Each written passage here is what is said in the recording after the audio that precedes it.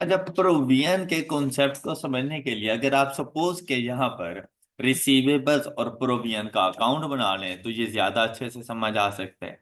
ये देखें, ये हमारे पास रिसीवेबल्स का अकाउंट आ गया और रिसीवेबल्स के लिए उसने आपको क्या कहा था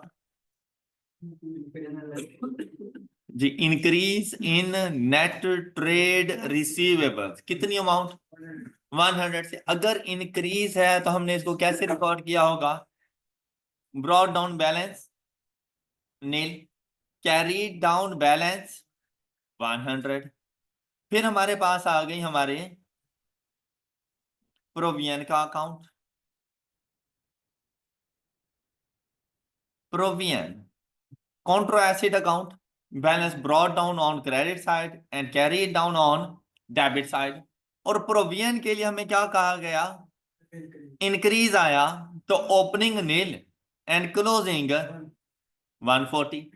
अच्छा, अब हम लोगों ने क्या किया? सबसे पहली चीज, हम लोगों ने प्रॉफिट और लॉस अकाउंट को चार्ज किया होगा 140। हमने इसका रिवर्सल डाल दिया प्रॉफिट के एडजस्टमेंट्स में। फिर यहां पर देखिए, ये जो क्लोजिंग हमारे पास प्रोविजन आई है, क्या यही अमाउंट हमने 100 से लेस की होगी? तभी तो ये 100 नेट अमाउंट बना है। ओके, मतलब ग्रॉस रिसीवेबल्स में से 140 हमने लेस किया होगा तो हमारे पास 100 नेट रिसीवेबल्स के तौर पर बन गए। इसी तरह ओपनिंग है, इसका भी नील है, इसका भी नील, कोई खास फर्क नहीं पड़ रहा। मतलब ना ओपनिंग रिसीवेबल्स से ना रिसीवेबल्स हैं, ना उनकी प्रोविजन है हमारे पास, तो उनके नेट और ग्रॉस अमाउंट सेम है। बात क्लियर? यहां पर जब गए अलग से कोई बैड डेट तो थे ही नहीं हमारे पास।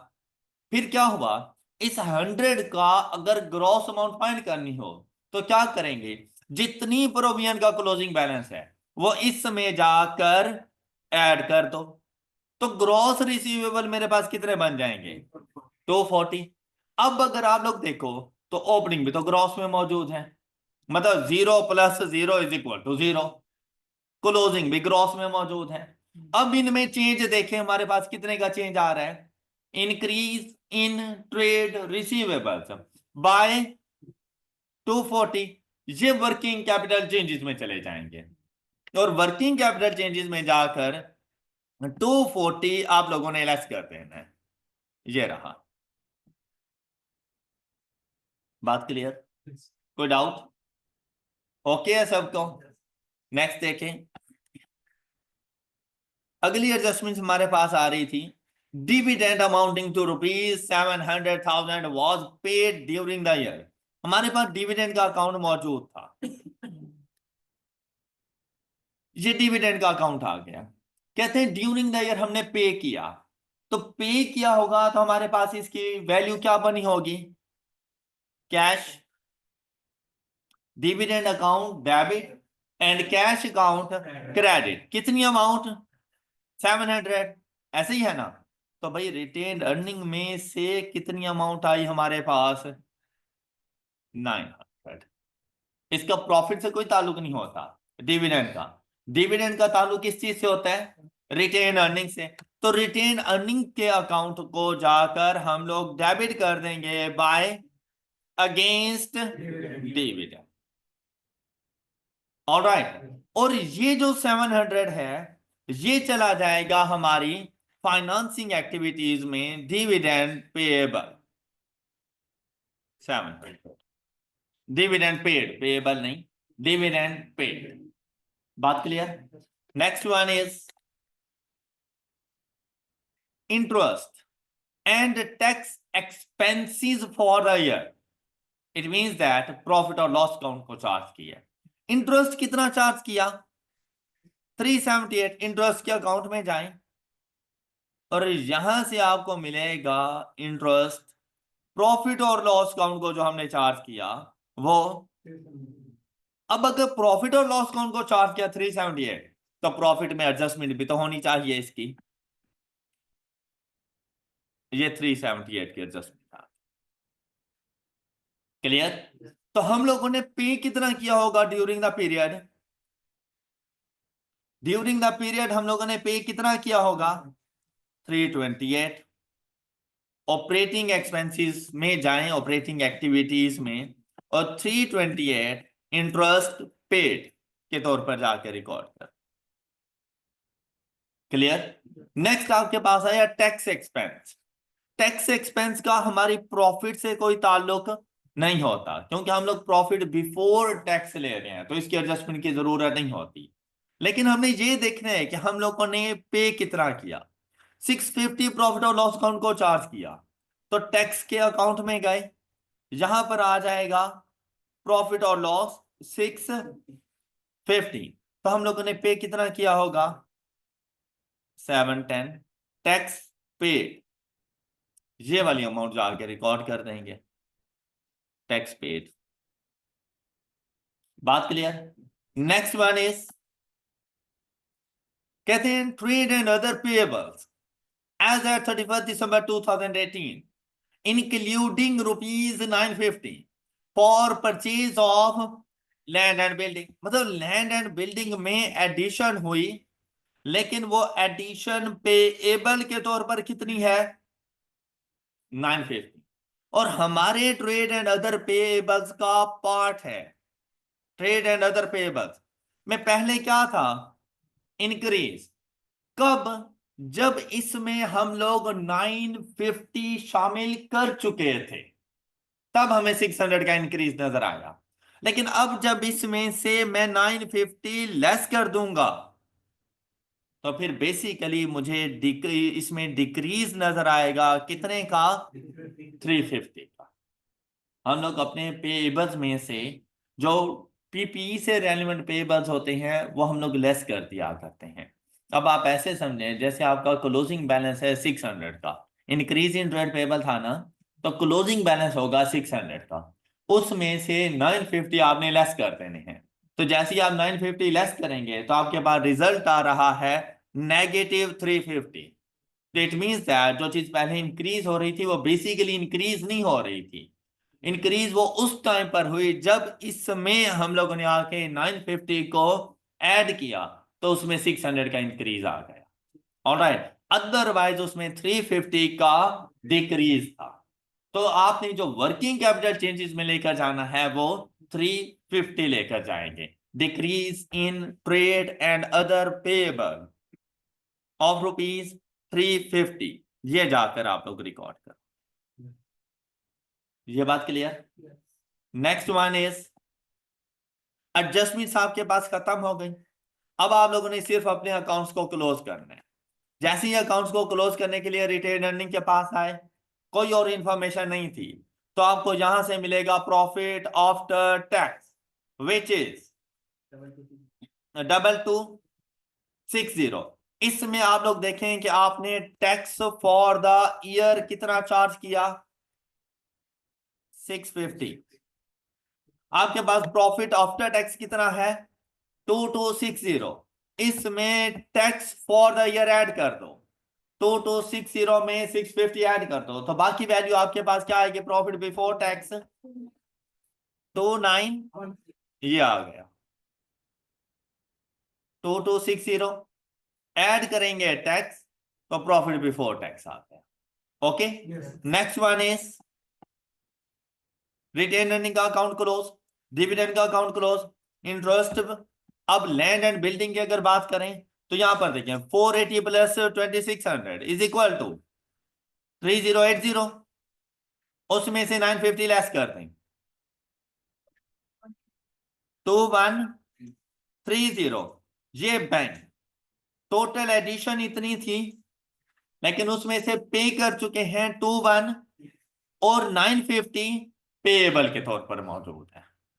क्लियर? अब हम लोगों ने जाकर रिकॉर्ड करना है 2130 का cash outflow, purchase of land and building 2130। Clear हो गई बात? नेक्स्ट हमारे पास है इक्विपमेंट का अकाउंट। इक्विपमेंट में देखें तो क्रेडिट साइड का टोटल 26, तो ये इसकी एडिशन है। ये जाकर अपने पास रिकॉर्ड कर दें, परचेज ऑफ इक्विपमेंट 2670, ये आ गया। All right, next one equipment के बाद टैक्स का account close, receivables and provisions के अकाउंट्स भी क्लोज, और आप मोस्टली अपनी चीजें अकाउंट फॉर कर चुके हो। अब अगर आप लोग देखें यहां से प्रॉफिट के बाद, या आपने उसकी एडजस्टमेंट्स की, ये वर्किंग कैपिटल चेंजेस सारे हो गए, तो cash generated from operation is 4398। इसमें जाकर आप लोगों ने टैक्स पेड, इंटरेस्ट पेड, तो आप लोगों के पास cash inflow from operating activities मिला। फाइनेंसिंग इन्वेस्टिंग एक्टिविटीज को देखें तो ये 3 वैल्यूज थी जो आप लोग रिकॉर्ड कर चुके। फाइनेंसिंग एक्टिविटीज में भी 3 वैल्यूज थी जो रिकॉर्ड हो गई, और ये आपकी आउटफ्लो ऑफ 350 के इक्वल आ जाएगा। क्वेश्चन क्लियर, समझ आ गई सब बच्चों को? तो देखो, एक नए अंदाज से पूछा जरूर गया था, लेकिन बेसिकली क्वेश्चन बाकी तमाम क्वेश्चन से ज्यादा इजी था, आप लोग इजीली इसको हैंडल कर सकते हैं। तो इस किस्म के ट्विस्ट के लिए हमेशा तैयार रहना कि डाटा डिफरेंट टाइप में भी आपके पास आ सकते हैं। जब ये क्वेश्चन खुद पूछा गया था ना एग्जाम में, उस टाइम पर किसी को भी नहीं समझ आई थी कि इस क्वेश्चन के साथ करना क्या है। अक्सर बच्चों को तो ये नहीं पता था कि भाई वो इंक्रीज और डिक्रीज बता रहे, ओपनिंग क्लोजिंग तो नहीं बता रहा। लेकिन आज आपको पता चल गया है कि अगर इंक्रीज डिक्रीज है तो आपने ओपनिंग क्लोजिंग को किस तरह से अकाउंट फॉर करना है। और राइट, बाकी इंपैक्ट बिल्कुल वैसे के वैसे रहते हैं। कर लेंगे ऐसे क्वेश्चंस को। नेक्स्ट क्वेश्चन हमारे पास था क्वेश्चन नंबर 31। क्वेश्चन नंबर 31 में आप लोगों ने दोनों मेथड्स के साथ statement of cash flow prepare करके देनी थी। Prepare STL's statement of cash flows for the year ended 30th June 2019 using direct method and indirect method। तो अब आप लोगों के पास डाटा जो गिवन है उसमें सबसे पहले आपको बताएगी statement of financial position. Statement of financial position में क्या क्या चीजें शामिल हैं? प्रॉपर्टी, प्लांट एंड इक्विपमेंट के ओपनिंग क्लोजिंग, इन्वेस्टमेंट प्रॉपर्टी मौजूद, स्टॉक इन ट्रेड, प्रीपेमेंट्स हैं, ट्रेड रिसीवेबल्स हैं, and cash balance. Equity and liability, share capital, share premium, retain earnings, long term loans,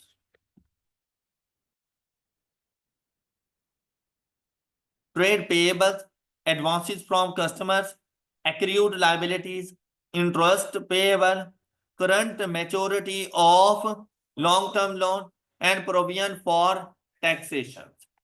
इसी के साथ आपको स्टेटमेंट ऑफ प्रॉफिट और loss दिया गया, sales, cost of sales, gross profit, distribution cost, admin cost, other income, profit before interest and tax, interest expense, profit before tax, tax expense, and additional information में 72% of the sales were made on। इसका ताल्लुक हमारे direct method से होता है, indirect method का इससे कोई ताल्लुक नहीं होता। आज डायरेक्ट एंड इनडायरेक्ट दोनों मेथड कर सकते थे, क्योंकि statement of comprehensive income given है और उससे रेलेवेंट इंफॉर्मेशन भी हमारे पास मौजूद है। Depreciation expense for the year amounting to rupees 750 million, which was charged to distribution and administrative cost in the ratio 3:1। भाई है तो दोनों ग्रॉस प्रॉफिट के बाद, चाहे डिस्ट्रीब्यूशन कॉस्ट है चाहे एडमिन कॉस्ट है, भाई है तो हमारे ऑपरेटिंग एक्सपेंसेस ही ना, कॉस्ट ऑफ सेल में तो नहीं गई ना हमारी डेप्रिसिएशन, तो कोई फर्क नहीं पड़ता। आपको ये कैलकुलेट करने की जरूरत ही नहीं है कि डिस्ट्रीब्यूशन का पार्ट कितना है और एडमिनिस्ट्रेटिव का पार्ट कितना है। ऑलराइट, क्योंकि हम उन दोनों एक्सपेंसेस को भी इकट्ठा कर देंगे, तो जब उन दोनों को इकट्ठा कर देंगे तो इसको इकट्ठा ही अकाउंट फॉर किया जा सकता है। बात क्लियर? नेक्स्ट वन इज, कहते हैं distribution cost include rupees 40 million in respect of loss of disposal on equipment। The written down value at the time of disposal was rupees 152 million। The impairment loss on vehicle amounting to rupees 24 million। Loan installment including interest of rupees 1984 million were paid during the year।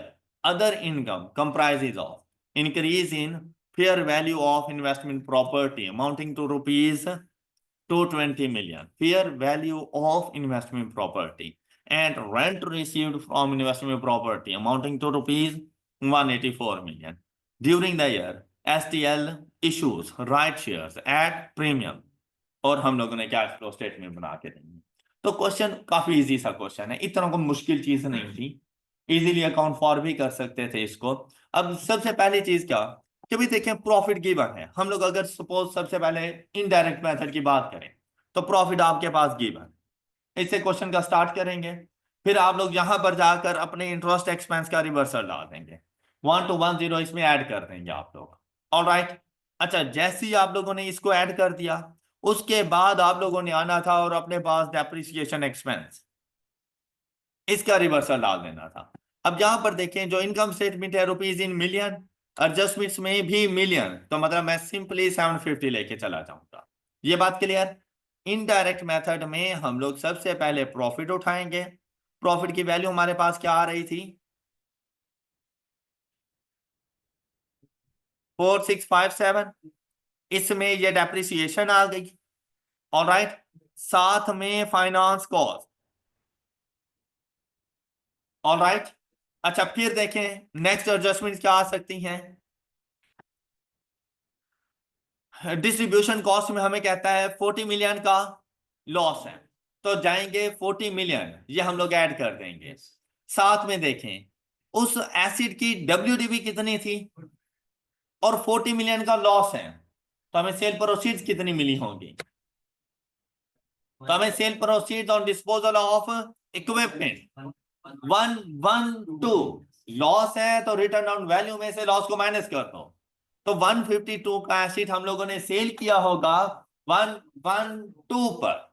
अगर gain होता तो हम लोग add कर लेते। Clear.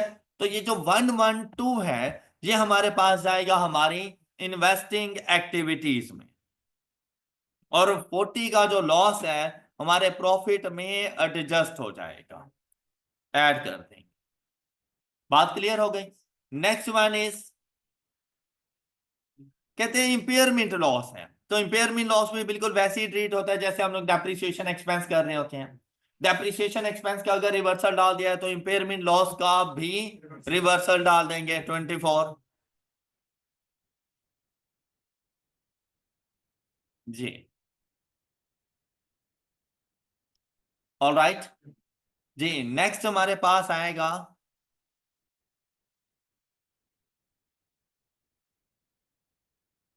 Ji loan instalment including interest of ₹1984 million were paid during the year. अब यहां पर जो इंटरेस्ट पे किया उसको अलग से चार्ज करना है, और जो हम लोगों ने लोन पे किया उसको अलग से देखना है। अब इसकी एडजस्टमेंट्स अगर आप लोग देखें, हम लोग अभी इनडायरेक्ट मेथड कर रहे हैं, तो हमारे पास PPE इन टोटल हमारे पास मौजूद था। आपने अपने पास PP का अकाउंट बनाना था, वर्किंग नोट साथ साथ PP का account, opening balance is 72 and the closing balance is 8। इसी तरह से इन्वेस्टमेंट प्रॉपर्टी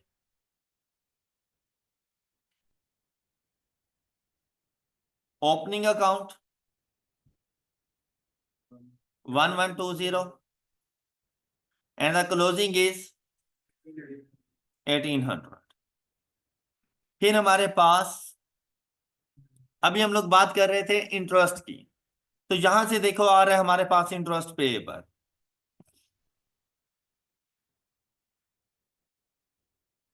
इंटरेस्ट पेएबल है तो यहां पे opening 110 and the closing is 135। साथ में आप लोगों ने अपने पास लोन का अकाउंट बना लेना था।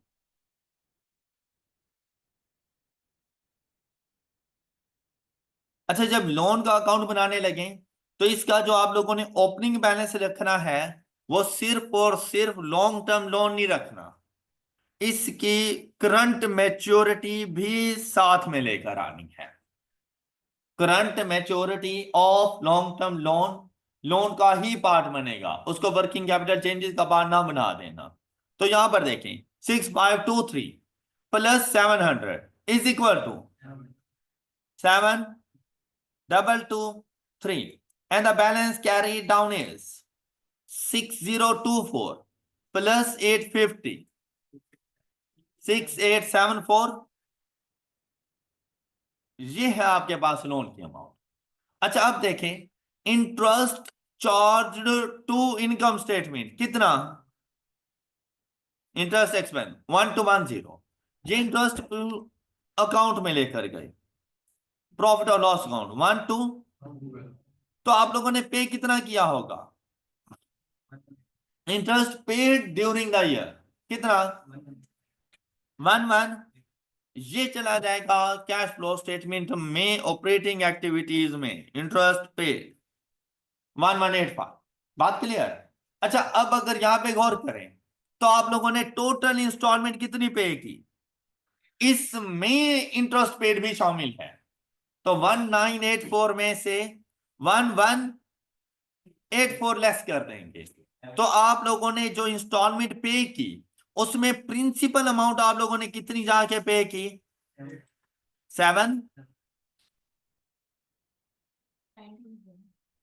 799, 1984, 1184, अच्छा 1185,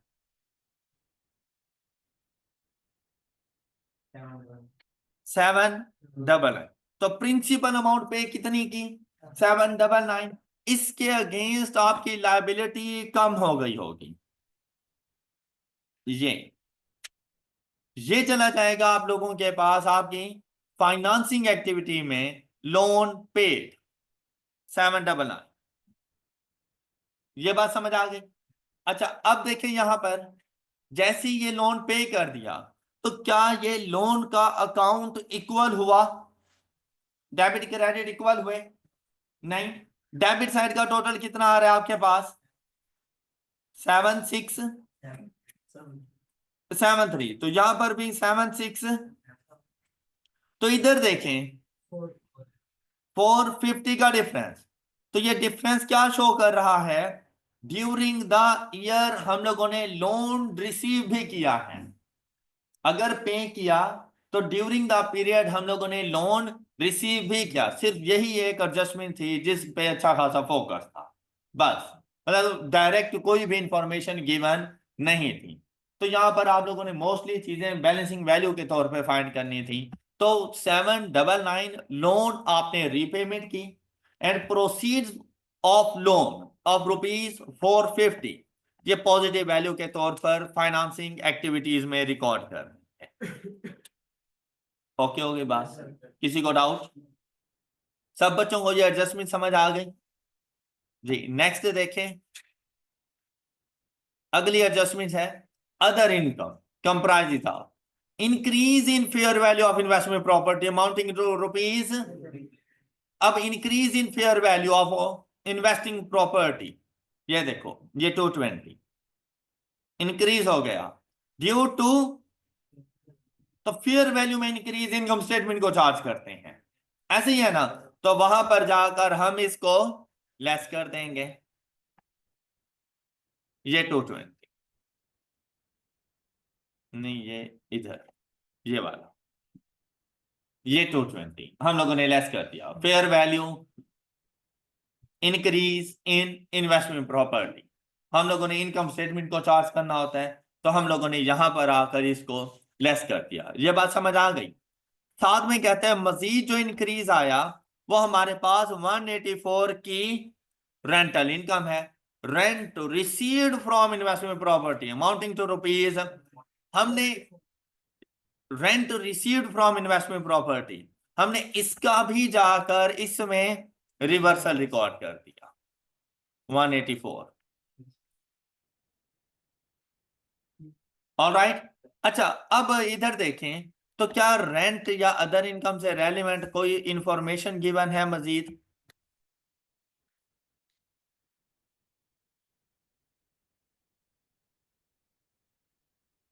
नहीं ऐसे कुछ भी नहीं, चलें अब यहां पर इन्वेस्टमेंट प्रॉपर्टी में ये फेयर वैल्यू गेन आ गया, साथ में आप लोगों को इन्वेस्टमेंट इनकम भी रिसीव हो रही है, चलें उसको हम लोग बाद में कवर करते हैं।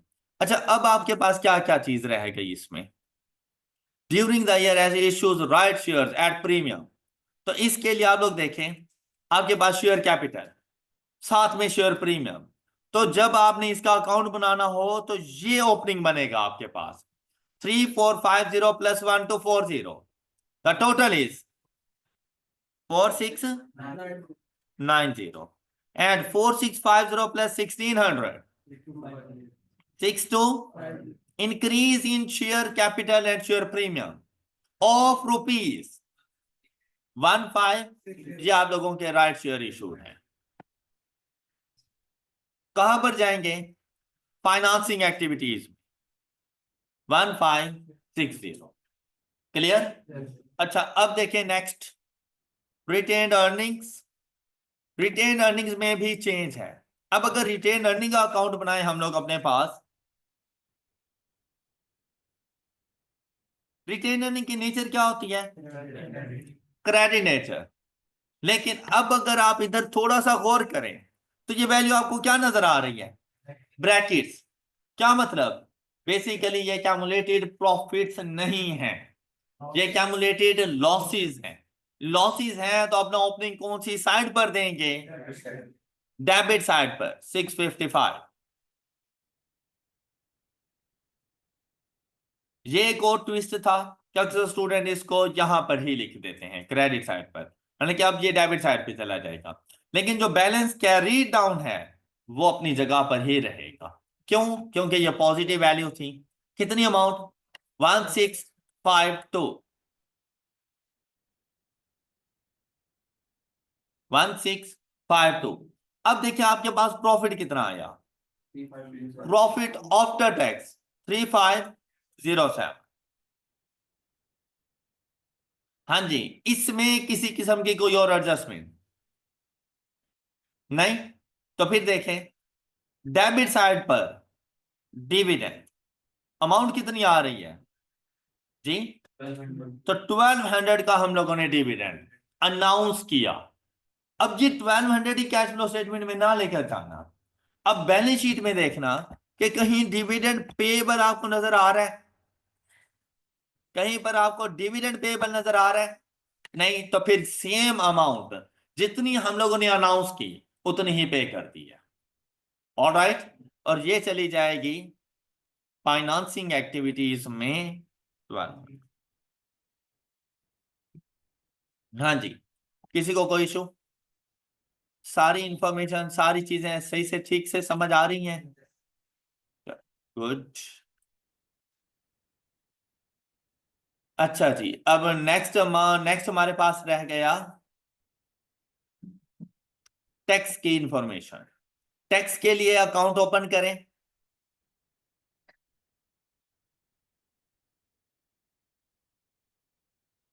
टैक्स ओपनिंग बैलेंस, अब ये पेएबल है, provision for taxation 230, closing balance 440। अब देखिए प्रॉफिट और लॉस अकाउंट को कितना टैक्स चार्ज किया, ये यहां पर आएगा 11। तो कैश के तौर पर हम लोग ने टैक्स पे कितना किया? 940। ये 940 जाकर इधर रिकॉर्ड करते हैं, ये वैल्यू आ गई आपके पास। क्लियर? अच्छा, फिर देखिए अब क्या चेंज रहता है, क्या चीजें हैं पीपी का अकाउंट। इसमें एक तो डेप्रिसिएशन आ जाएगी, राइट? अच्छा, डेप्रिसिएशन की वैल्यू आपके पास कितनी आ रही थी? 750। आप लोगों ने वो जाके रिकॉर्ड की। अच्छा, फिर देखो इंपेयरमेंट भी इसी में ऑफ ₹24। फिर डिस्पोजल, जी डिस्पोजल की कैरिंग अमाउंट 152। अच्छा, इसके अलावा और कोई चीज है जो पीपी का पार्ट बने? पीपी से रेलिवेंट कोई पेएबल कोई रिसीवेबल? तो यहां पर आएंगे। अब देखें क्रेडिट साइड का टोटल ज्यादा है, तो डेबिट साइड पे बैलेंसिंग वैल्यू इसकी एडिशन को शो करेगी। अब कोई किसी किस्म का कोई पेएबल नहीं था, तो फिर ये सारी addition in the form of cash हो गई।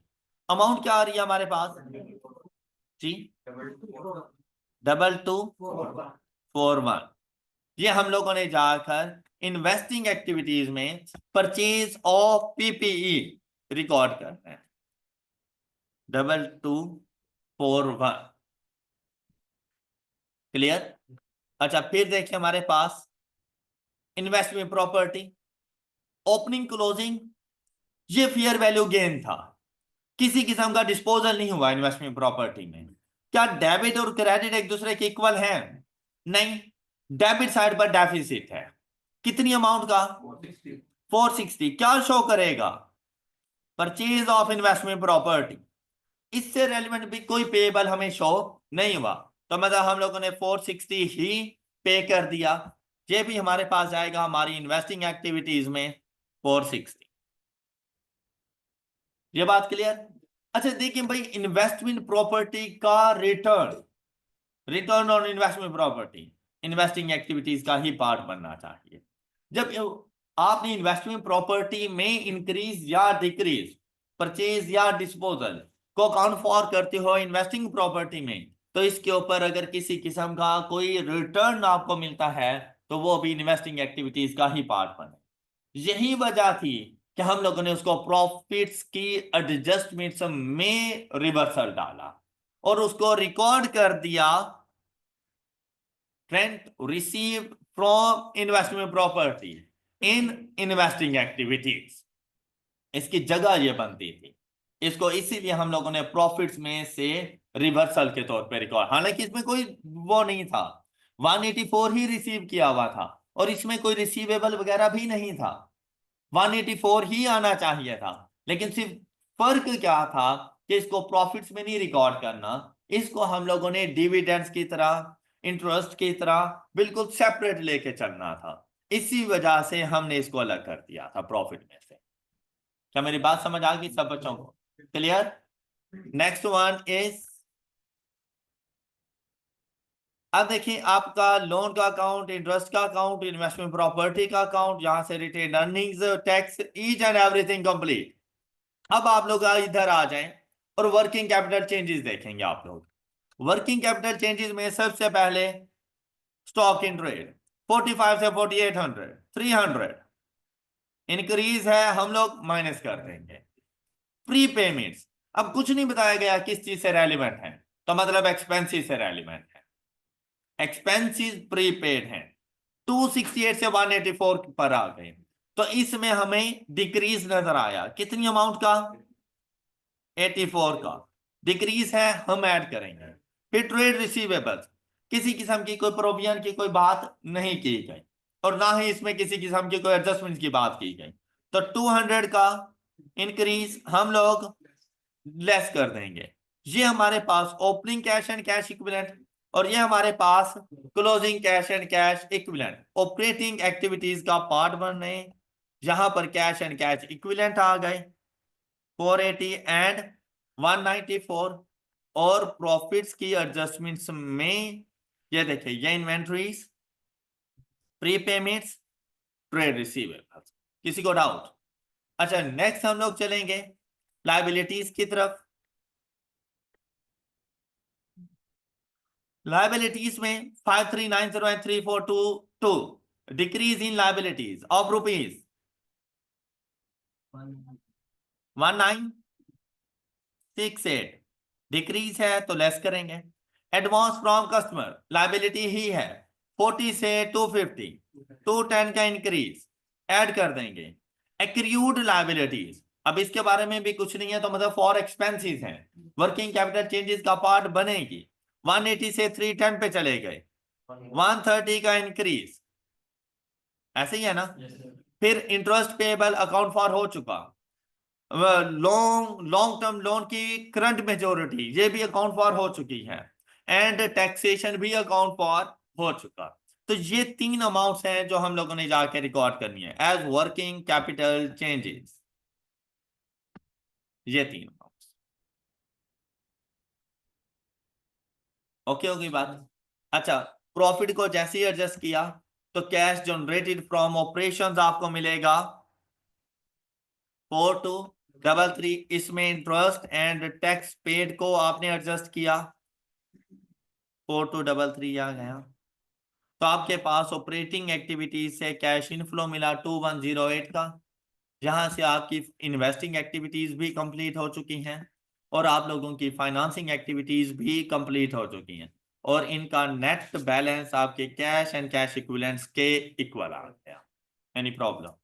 तो ऐसी एडजस्टमेंट जो आप लोगों को समझ ना आई हो, तो बात आप लोगों ने पूछनी हो।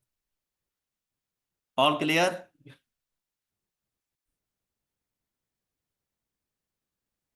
इनडायरेक्ट मेथड आप लोग पहले भी सॉल्व कर रहे थे, इसको भी इनडायरेक्ट मेथड से सॉल्व किया, तो आप लोग देखें कि बिल्कुल पैटर्न ना हमारे पास सेम सेम चल रहा होता है।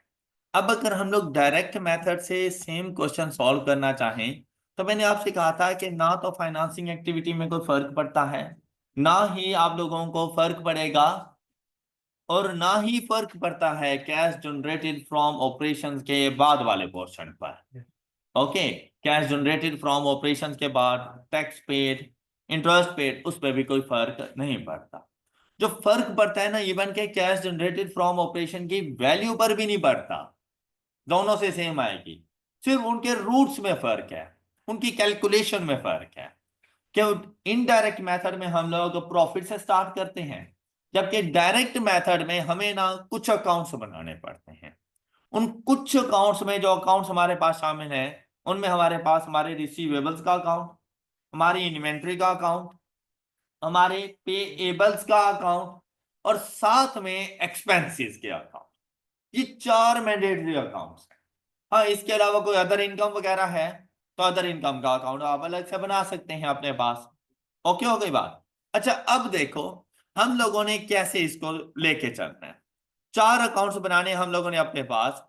सबसे पहला अकाउंट हमारे पास बनने जा रहा है हमारे रिसीवेबल्स का अकाउंट। ये जो रिसीवेबल्स का अकाउंट आपने बनाना है ना, इसको ग्रॉस रिसीवेबल्स, नेट रिसीवेबल्स पर नहीं बनाना, ग्रॉस रिसीवेबल्स के ऊपर बनाना है। अब हमारे पास यहाँ पे क्या कोई प्रोविजन शामिल थी? क्या हमारे इस क्वेश्चन में प्रोविजन शामिल थी?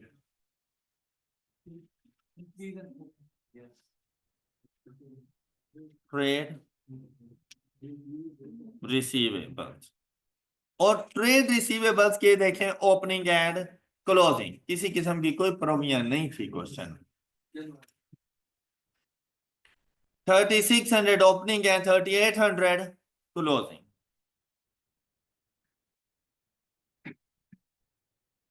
And 3800 opening balance and closing.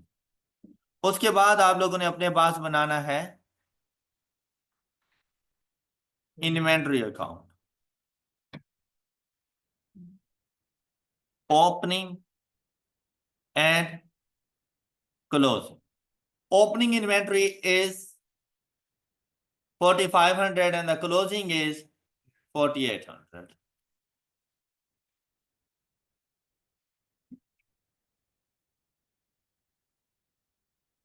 अब आपने अपने पास बनाना है ट्रेड पेएबल का अकाउंट।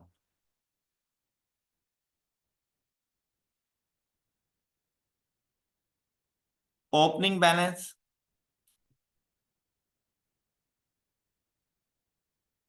ऑफ रुपीज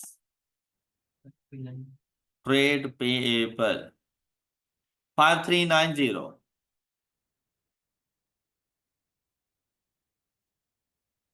एंड 3422, ये क्लोजिंग पेएबल आ गए। ये बात क्लियर? फिर एक और अकाउंट आपके पास बन जाना है एक्सपेंसेस,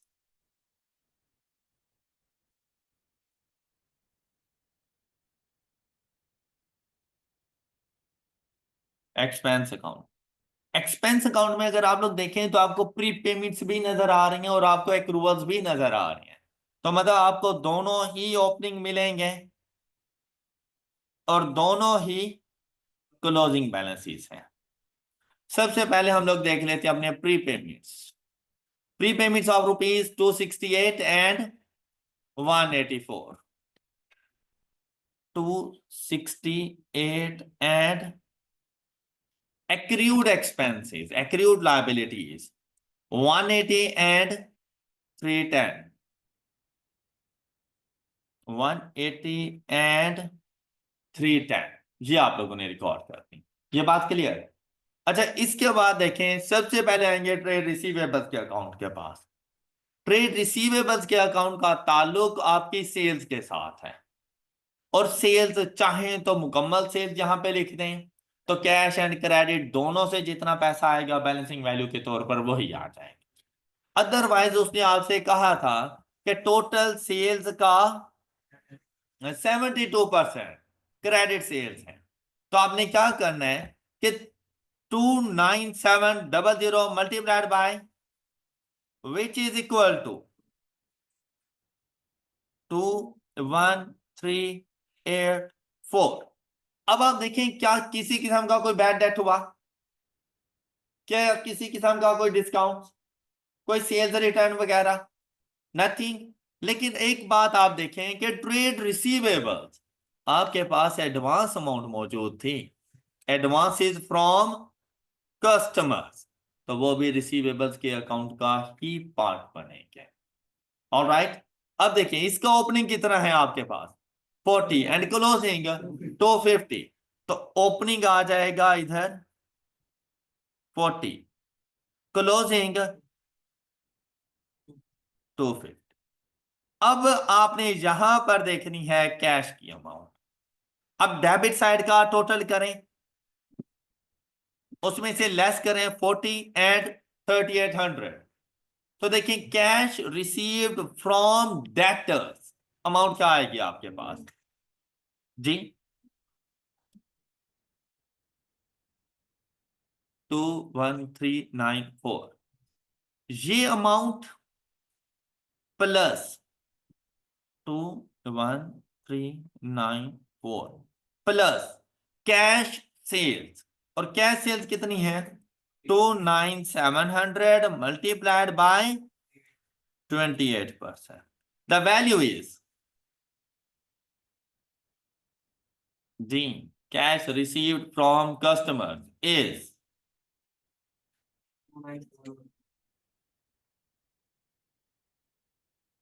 जी हाँ जी,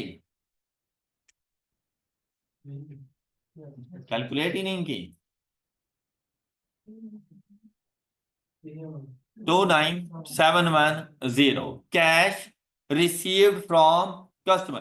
देखिए ये वाली जो वैल्यू आती है ना मेरे पास डेटर से, ये कहलाती है cash received from debtors during the period plus cash purchases, तो बन जाती है cash received from customer. Okay, any problem? अच्छा, अब इधर देखें आप लोगों के पास वैल्यू डायरेक्ट मेथड से 29710, ये बात आपको समझ आ गई, क्लियर होगी बात? अच्छा, अब यहां पर देखें इन्होंने सप्लायर्स और एम्प्लॉइज ये मर्ज करके लिख देते हैं, मैं इन दोनों को अलग अलग लेके चलता हूं।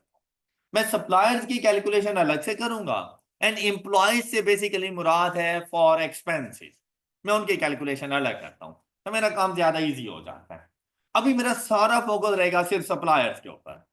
सप्लायर्स पे जब मैं जाऊंगा तो मेरे पास ट्रेड पेबल्स का अकाउंट मिल गया, लेकिन ट्रेड पेबल्स के अकाउंट में मुझे यहां पे लिखनी है परचेजेस। परचेजेस का पता कहां से चलेगा, इन्वेंट्री से। अब इन्वेंट्री को क्लोज करने के लिए मुझे क्या चाहिए, और वो मेरे पास गिवन है, और इस कॉस्ट ऑफ सेल में आज किसी एडजस्टमेंट की जरूरत नहीं है। मतलब अगर इसमें कोई डेप्रिसिएशन एक्सपेंस आ जाता तो मैं उसको लेस करता, लेकिन आज कोई ऐसा डेप्रिसिएशन एक्सपेंस वगैरह नहीं है। हम यहां पर लिखेंगे कॉस्ट ऑफ सेल 15750, और इधर से बैलेंसिंग वैल्यू हमें मिलेगी परचेजेस। तो देखिए हमारी परचेजेस ड्यूरिंग द ईयर कितनी है 16050, ये हमारे ट्रेड पेबल अकाउंट में आएगी 160। अब पेबल्स के साथ किसी किस्म की कोई और एडजस्टमेंट्स नहीं है, कोई डिस्काउंट रिसीव्ड वगैरह नहीं है, कोई कॉन्ट्रा सेटलमेंट वगैरह नहीं है इनके साथ, कोई परचेजेस रिटर्न नहीं है। तो हम लोगों ने सिंपली यहां पे जाके लिख देना है amount paid to suppliers, alright, and the value is 18018। अब इन्होंने ना जाकर एक ही अमाउंट लिख दी यहां पर, इन टोटल 25477। मैं एक अमाउंट लिखूंगा कैश पेड टू सप्लायर्स, और वो मेरे पास आ जाएगी 18018। मैं इसको आउटफ्लो के तौर पे लिखूंगा। अब मैं वर्किंग करूंगा कैश पेड फॉर एक्सपेंसेस, ये इंप्लॉयज लिखते हैं, मैं क्या लिखूंगा, उन एक्सपेंसेस में वो भी सैलरीज भी शामिल होती हैं जो हम लोग एम्प्लॉयज को पे कर रहे हैं। ऑलराइट, अच्छा अब आ जाए यहां एक्सपेंसेस के पोर्शन में। तो आप लोगों ने जो एक्सपेंसेस लेने हैं ना, वो ये वाले एक्सपेंसेस आपने लेने हैं। Got it? इसमें आप लोगों ने फाइनेंस कॉस्ट को शामिल नहीं करना, क्योंकि फाइनेंस कॉस्ट का ताल्लुक डिफरेंट है। ओके, हो गई बात। अच्छा, अब यहां अगर गौर करें तो अदर इनकम के बारे में उसने कुछ कहा था। एक तो डिस्ट्रीब्यूशन कॉस्ट की बात कर रहा था, और साथ में अदर इनकम के बारे में increase in fair value of investment property शामिल है, साथ में rent received from investment property amounting to rupees this. चले पहले एक्सपेंसेस की बात करते हैं। आपने इन दोनों एक्सपेंसेस को मर्ज कर देना है। सबसे पहले आपने अपने एक्सपेंसेस को एडजस्ट करना है। एक्सपेंसेस के अकाउंट में जाएंगे, लेकिन जहां पर ये देखेंगे कि प्रॉफिट और लॉस को अकाउंट को कितना चार्ज किया, और इनके अगेंस्ट हम लोगों ने अमाउंट पे कितनी की। लेकिन जब प्रॉफिट और लॉस अकाउंट की वैल्यू लिखने लगते हैं तो हम as it is 6185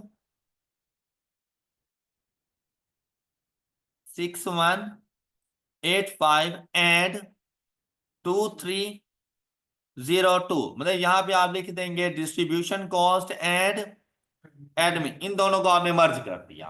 clear?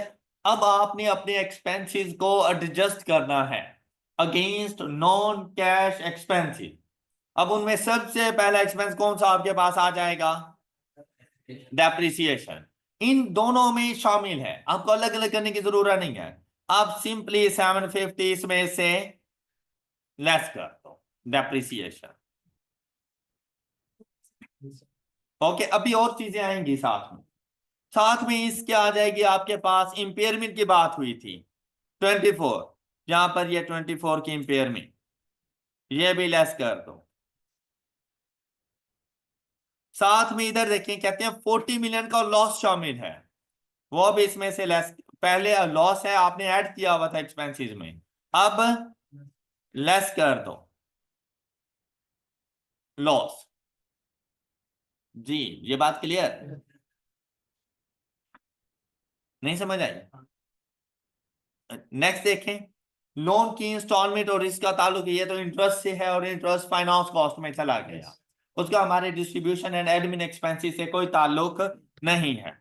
Other income की बात करें तो कहता है इंक्रीज इन फेयर वैल्यू, ये तो अदर इनकम का पोर्शन में शामिल होगा हमारे पास, तो वहीं पे ही उसको एडजस्ट होना चाहिए। Rent received from investment property, तो ये हमारी ना तो डिस्ट्रीब्यूशन का कॉस्ट है, ना एडमिन कॉस्ट का पार्ट है, ना ही डिस्ट्रीब्यूशन कॉस्ट का पार्ट है। ये हमारे पास अलग से 184 को हम लोगों ने जाके अकाउंट फॉर कर लिया था। फिर कहता है राइट शेयर, इसका कोई ताल्लुक नहीं है। तो ये आपके एक्सपेंसेस अकाउंट फॉर हो गए। 7673, यहां पर आ जाएगा 7673। अब क्रेडिट साइड का टोटल करें,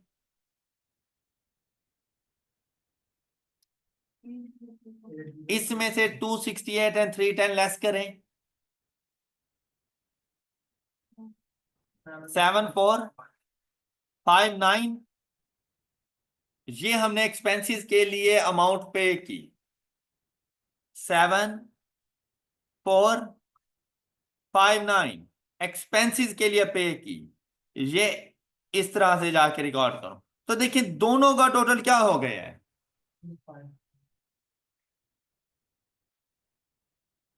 बात क्लियर? बाकी सारा मेथड बिल्कुल same same. Any problem? Example number 32 and 33 आप लोगों की होम असाइनमेंट, और इंशाल्लाह नेक्स्ट लेक्चर में आप लोगों का कैश फ्लो स्टेटमेंट कंप्लीट हो जाएगा। कल मिलेंगे, अपना बहुत सा ख्याल रखिए। अल्लाह हाफिज।